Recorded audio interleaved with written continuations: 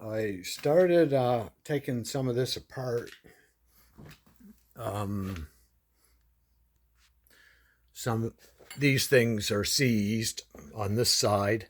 Well, that one turns, but the rubber's all ripped. And this one's seized, same as on the other side. One's seized, one's not. The calipers appear to be okay. This one's better. The other one's got a crack in it on the little dust boot.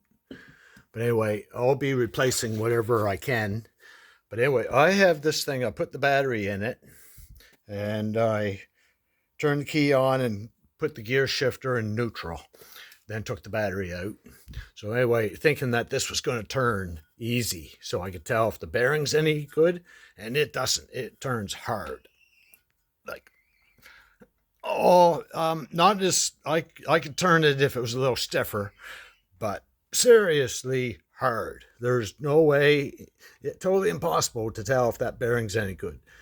And on the other side, this side, it turns a little bit easier. Yeah, twice as easy. And it's still way too stiff to tell if the bearing's any good. So I'm turning over the whole transmission. I don't think I'm turning over the motor, but it's got a lot of drag on it. And the brakes are unhooked. So I'm replacing quite a bit of this. I am not at all familiar with it. I am a little bit familiar with the bottom control arm bushings because I've been at it for a while, but like on this car and the other car. But why those, maybe you have to have the wheel on there with the car running. Then like I've been told, if the bearing's bad and the wheel's going around, if you put your hand on the spring here, you can feel the bearing. But there's no way by hand I can turn that fast enough. But I have to take this exo out. I got a seal there that's leaking.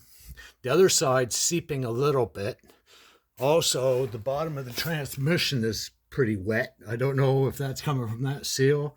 I could maybe let that go to afterwards, see if, like, wash it off, replace the seals, and see if it leaks around that gasket, around that bottom plate pan. Maybe that has to come off, be seemed cleaned up.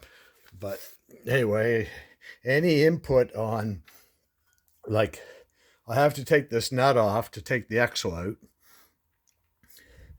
And like once I do that, then I can probably spin the bearing, see if it's any good.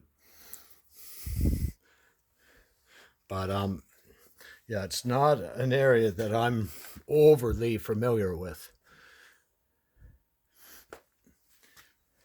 I don't know if it's supposed to turn. I don't know if it's supposed to turn easy. Seems to me it should turn much easier than that when it's in neutral. And I also, for experiment, I pulled it down in like second, and it turns just as hard in second or drive or neutral. And of course, if I put it in park, it still turns over, but it turns over quite a bit harder. But anyway, and I think in park it's turning over because it turns this wheel one way and turns the other wheel the other way. If I had one wheel blocked and went to turn it, I probably couldn't turn it at all in park. But I can turn it when it's in park because the other wheel turns the other way. I think.